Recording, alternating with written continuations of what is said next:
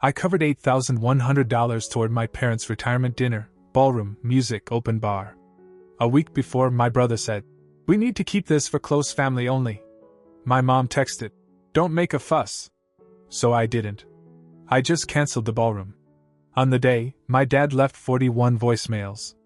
When I answered, I said, they didn't even expect that this time they would be awaited with revenge. Not the subtle kind, not the quiet, "I'll just let karma handle it" kind. This was going to be my kind of revenge, deliberate, patient, and timed so perfectly that it would leave them completely exposed. For years I had played the role of the good son. The one who showed up early to help, stayed late to clean up, remembered birthdays, lent money I'd never see again, and always put my parents before my own family. And every time, without fail, I would watch as my brother Mark, the walking disaster, somehow ended up in the spotlight. Mark is, well, let's just say he's not exactly a pillar of responsibility.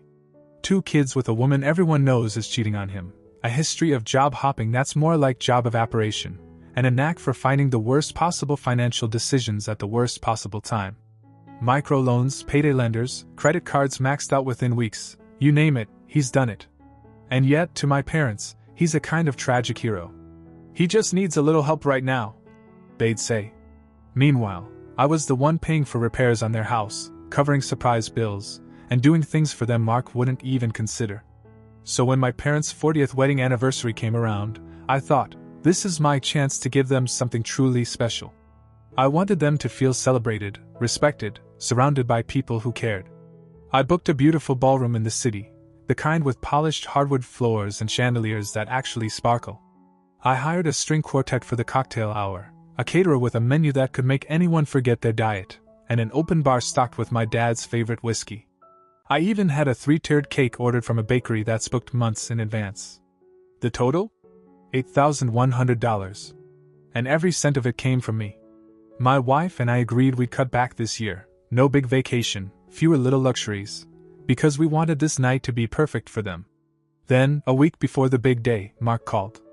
The moment I saw his name, I knew nothing good was coming. He never calls unless there's drama, and sure enough, he didn't waste time. "We need to keep this for close family only," he said. I asked what he meant, thinking maybe we'd trim a few people who barely knew them. But no, his version of close family only was literally just us, me, my wife, our son, him, his girlfriend, his kids, and our parents. No lifelong friends, no cousins, no neighbors who'd been part of our lives since we were kids. Just us in a little bubble. Before I could even say anything, my phone buzzed again. A text from Mom. 4 words, "Don't make a fuss." That's when something shifted in me. I thought about every time they had brushed me aside for Mark, every time they had excused his mistakes while expecting me to quietly handle mine. And I realized this was the perfect chance to flip the script. So I didn't argue. I didn't explain what it would cost me to cancel everything. I didn't mention that the cake was already paid for, or that the caterer had ordered special ingredients for the menu, or that the musicians had cleared their schedules. I simply called every vendor, one by one, and canceled. The ballroom? Gone. The caterer? Gone. The musicians, the flowers, the cake, the open bar, all gone. I didn't replace them with anything else. There would be no big dinner, no music, no grand celebration. Just close family only, exactly as Mark had requested and Mom had endorsed. But I didn't tell them any of this. I wanted them to find out in real time, when it was far too late to fix. And I knew that when the day came, the panic would be delicious. The morning of the anniversary, I woke up feeling strangely calm. No anxiety, no rush to check that everything was in place, because there was nothing to check. I'd already burned it all to the ground a week earlier. What I felt instead was anticipation. The kind you get when you're about to watch the first domino fall in a line you've been setting up for years. I made coffee, fed our son, and sat down at the table with my wife. She didn't ask how I felt about the day. She knew exactly what I'd done and why. She'd watched me, year after year, give more to my parents than I could afford, money, time, effort, while they funneled their praise, their attention, and their patience to Mark. She'd seen me fix their roof, cover their unexpected bills, take them on trips when they couldn't afford it, all while being told Mark was just going through a rough patch every time he wrecked another job or got caught in some drama. By 9:02 a.m. my phone buzzed. Mom. I let it ring out. 5 minutes later, Dad. Same treatment. Then Mark. I let it go. The voicemails started coming in. At first, they were light. Mom wondering if I was already at the ballroom. Dad asking if I needed him to bring anything. Mark asking what time the limo was picking us up. They were still under the impression that all the moving parts were in place, that a night of music, drinks, and speeches awaited them. By 10:30, the messages had shifted. Mom said the bakery wasn't answering. Dad said the venue's main line told him the booking had been released. Mark said he just spoke to a cousin who hadn't gotten an invitation and was wondering if it was a mistake. I ignored every single one. Around 11:45, Dad left me a string of voicemails, his voice tightening with each one. Where are you? The caterer says they have no order for today.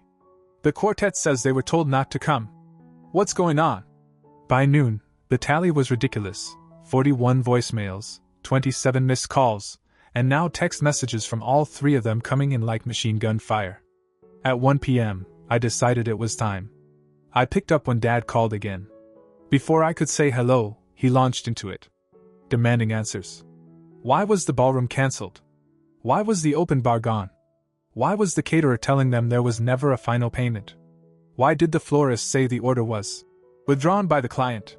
I didn't give him the panic-soothing answers he wanted. I just said flat and plain, you told me close family only. That's exactly what you're getting. There was this long pause. Then he started in about how this was supposed to be a once-in-a-lifetime day, how I'd embarrassed them, how everyone would be asking questions. I told him that he made it clear who mattered most to him, and it wasn't the friends or relatives who would have celebrated with him tonight. And it sure wasn't me. I reminded him that I'd done what they asked, nothing more, nothing less. He sputtered something about me being ungrateful and hung up. I barely had time to finish my coffee before I saw their car pulling up in front of my house. My parents. Mark in the passenger seat. They were out of the car before the engine was off, heading for my door with the kind of energy you only see before a family explosion.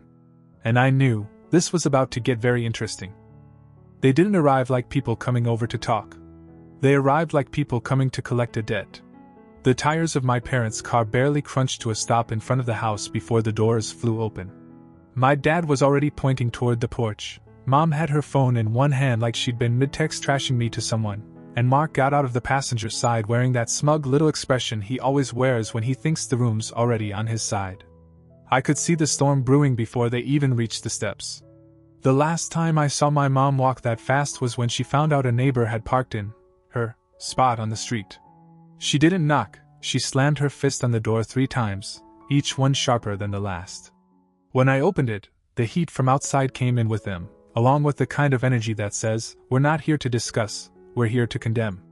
Mom launched straight into it, her words stacking on top of each other so fast it was hard to tell where one sentence ended and the next began. She wanted to know how I could humiliate them like this, why I'd destroyed their big day, what they were supposed to tell people when they asked about the canceled party. Dad came in right behind her, his voice louder, heavier. He said I was being selfish, petty, that this wasn't about me, that this was about family. Mark, standing slightly behind them, had his arms folded, smirk in place. He wasn't saying much, he didn't have to. He was letting them do the work while he stood there like the spoiled prince watching his guards discipline a servant. I told them calmly that they'd gotten exactly what they'd asked for, close family only. I delivered that perfectly. That didn't sit well. They started spinning. Mom claimed close family only was never meant literally. Dad said it was, understood, I'd still make the night special. Mark finally spoke, dropping his smug little gem. A real son would have found a way to make it work. That one made me laugh, a sharp, unplanned laugh. Not because it was funny, but because it was insane to hear him of all people lecture me about being a real son. This was the same guy who had let my parents bail him out of loan sharks while I was covering the costs of their roof repair. And then, from the kitchen, my wife's voice cut through everything. She had been there the whole time, listening in silence while she made lunch for our son. But something in that last comment from Mark must have been the final straw. She stepped into the doorway next to me, her arms crossed, eyes locked on my parents and Mark like she was about to read a verdict. She didn't hold back. She told them how many times I'd put them before my own wife and child. How many times I'd dropped everything to help them while Mark was out creating new problems. How many vacations, weekends, and savings goals we'd sacrificed just so they could have things they didn't need, and how I'd never once asked for anything in return. Then she went in on the double standard. How Mark could do the bare minimum, stumble into disaster after disaster, and still be treated like the one worth protecting. How his 2 kids were treated like gold while our son was an afterthought at family events. She pointed out that this ruined anniversary was nothing compared to the years of lopsided treatment I'd put up with. She didn't yell. She didn't cry. She just kept going, sharp and clear, until the 3 of them were standing there in complete silence. And then she ended it. "You can leave now." She didn't step aside. She didn't make it polite. She simply stood her ground until they turned around and walked back to the car. The sound of that door closing behind them was one of the most satisfying moments of my life. For the first time, the golden boy had nothing to say. By the next morning, I assumed the situation was done. They'd been called out to their faces, my wife had sent them packing, and for once in my life, I'd set a boundary without immediately feeling the need to soften it. I figured I'd have at least a week of silence before they tried anything again. At 10:15, I heard tires on the gravel outside. My stomach sank a little when I peeked out the window. My parents' car, no Mark. That alone felt off. In our family, any time there was conflict involving me, Mark was usually glued to them like a lawyer on retainer there to make sure the truth was told. Which always meant making me the bad guy. I opened the door but didn't move aside to let them in. My mom didn't even wait for me to say hello. She started speaking fast, like she had a limited time window to get her version of events out before I closed the door on her. They'd been thinking about things, and wanted me to hear their side. My dad just stood there with his hands shoved in his pockets, nodding along like a man in a courtroom waiting for his turn to read the prepared statement. The story went like this: Mark wasn't doing well. Not just rough patch, not well. They said he'd gotten into some trouble with money. Microloans. A credit card in collections. Something about a private loan that they very carefully didn't want to explain. According to them, that was the real reason they wanted the anniversary kept small, so there wouldn't be too many eyes or awkward questions if Mark showed up looking stressed or people noticed he hadn't bought a gift. Then my mom shifted gears and tried the sentimental angle. But even with all that, she said, it still would have been nice to see everyone together. After all, family is what matters. That line almost made me laugh. If family really mattered to them, they wouldn't have spent the last 20 years showing me exactly where I ranked on the list. I told them straight, Mark's debt wasn't my responsibility. If it was such a burden on them, I'd pay it off entirely, all of it, but I wasn't going to spend $1 more throwing a party so they could parade around like everything in our family was perfect. They didn't like that answer. Immediately the excuses started rolling. Oh, we've got it under control. It's not about the money, it's about the meaning of the day. We just wanted something focused on love, not appearances. I reminded them that every single choice they made had been about appearances. The seating charts, the guest list, the way they talked about Mark's life like it was a success story instead of a cautionary tale. None of this was about love, it was about controlling the image. My dad's face tightened. My mom's tone got more clipped. They knew they weren't convincing me, and they hated that. I told them I was done funding their illusions and that the conversation was over. They turned to go, but my dad paused halfway down the porch steps. His head turned toward the street, eyes narrowing. Whose car is that? He asked. It was a dark sedan parked about 3 houses down, angled just enough to have a clear view of my front door. The engine was running. I knew that car. It belonged to Mark's girlfriend.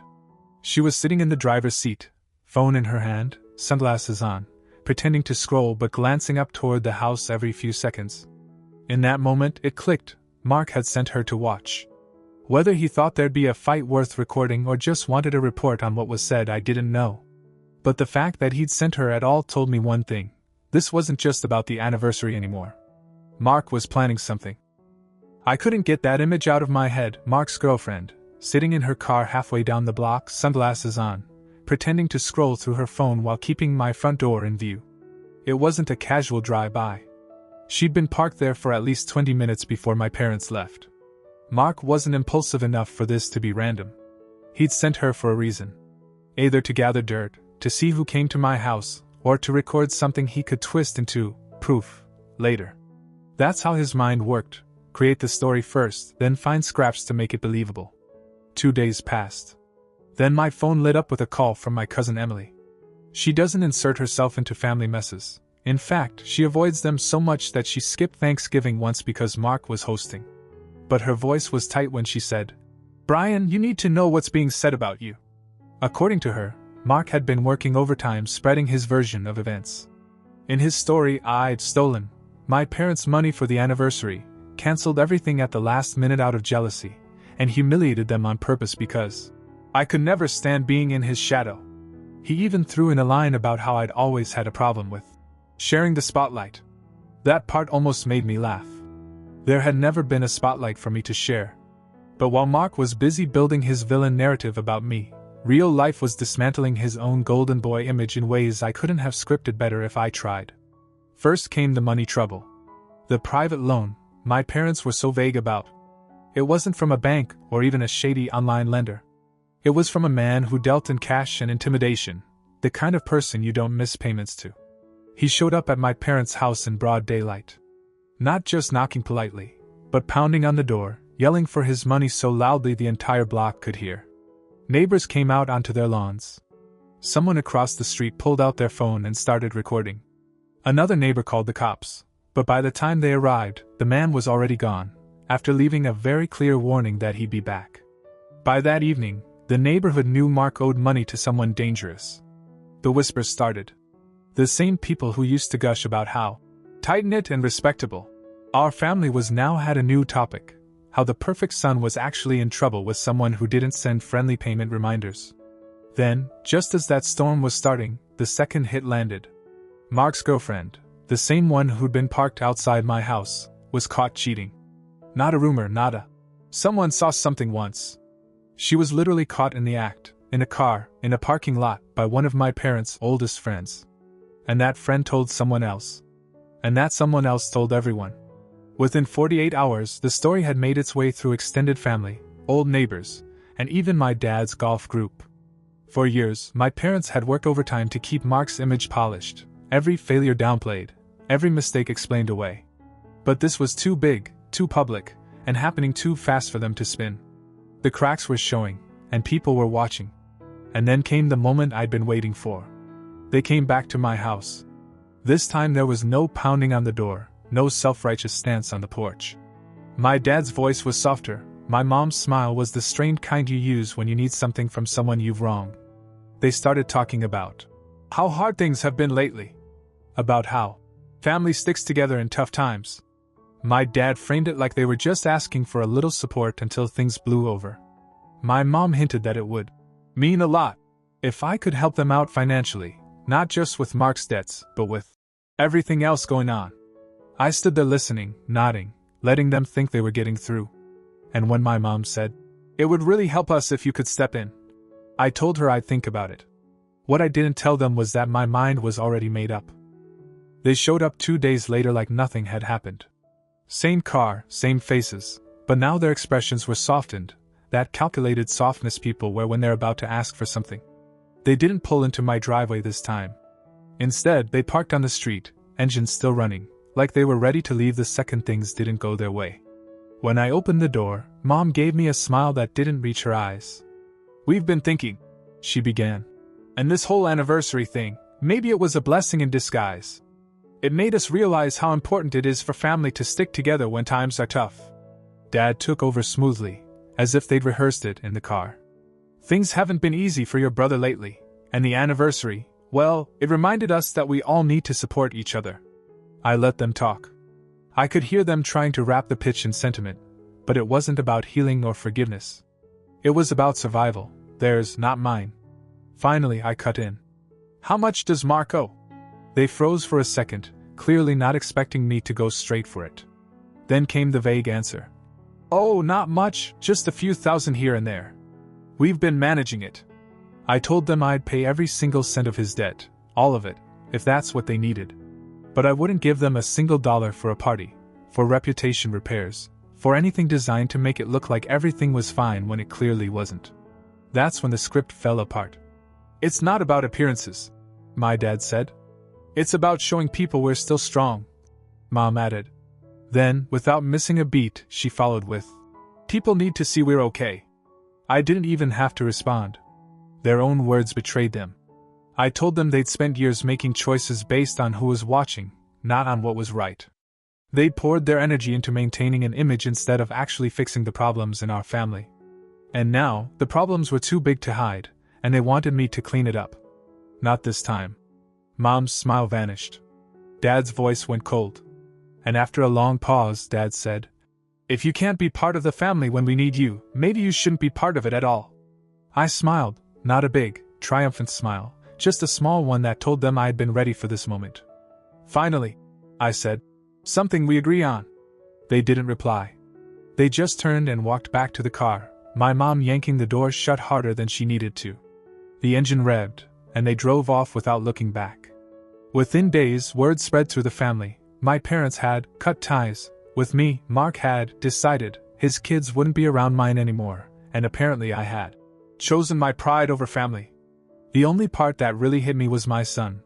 He loved playing with his cousins, and when he asked why they weren't coming over anymore, I told him sometimes grown-ups make choices that aren't fair.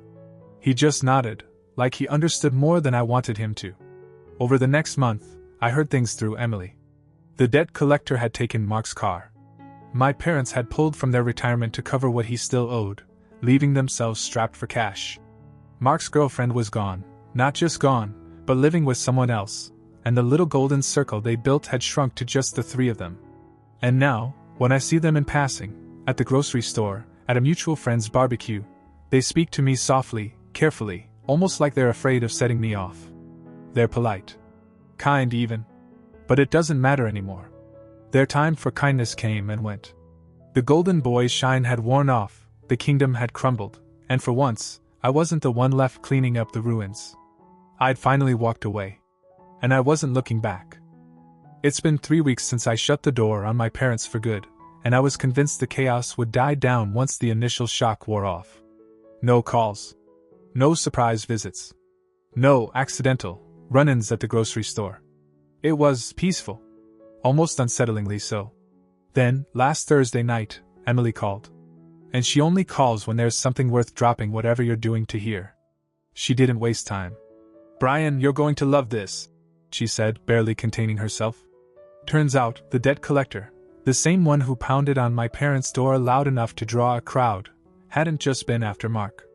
When Mark couldn't pay him back in full, he started tracking down anyone else Mark owed money to. And it turns out, the list was longer than anyone realized. One of those people was my dad's oldest golf buddy, Harold. I've known Harold my whole life. Gruff voice, gold watch, still wears polos tucked in like he's permanently on his way to a club meeting. And apparently, Mark had borrowed a small amount from him last year, except Harold's definition of small is 20 grand. Harold's patience ran out right about the time the debt collector called him. And instead of keeping it private, he decided to burn the bridge in public. So, one afternoon, at the country club where my parents have spent years parading their respectable family image, Harold started talking. Loudly. In the lounge. In front of people my parents desperately want to keep on good terms with. He told the whole story, the loans, the missed payments, the people showing up at their house, and by the time my parents walked in for their weekly dinner, everyone already knew. According to Emily, my parents didn't even finish their meal. They just left. By the weekend, the fallout was obvious. Their phone barely rang. Invitations they'd normally get to dinners and charity events never arrived. My mom's little circle of friends at the club started avoiding her, not even making eye contact. Years of carefully maintaining appearances, gone in a few humiliating days. And then came the part one didn't see coming. Mark showed up at my house. Alone. No parents, no girlfriend, no fake confidence. He looked smaller. Like a balloon that had finally lost all its air. He didn't say sorry for the anniversary mess, didn't acknowledge anything from the past month. Instead, he asked me if I could talk to Mom and Dad for him because they're not answering my calls. I asked him why. He just shrugged and said, they're pissed about something I said. I told him I couldn't help him. That was it. I didn't invite him in. He stood there for a good 30 seconds, like he was debating whether to get angry or try to beg. In the end, he just left. No goodbye. Later that night, my phone buzzed with a text from an unknown number. "You've made your point. Are you happy now?" No name, but I didn't need one. And yeah, I am. Because for once, I'm not the one holding the broom while everyone else makes the mess.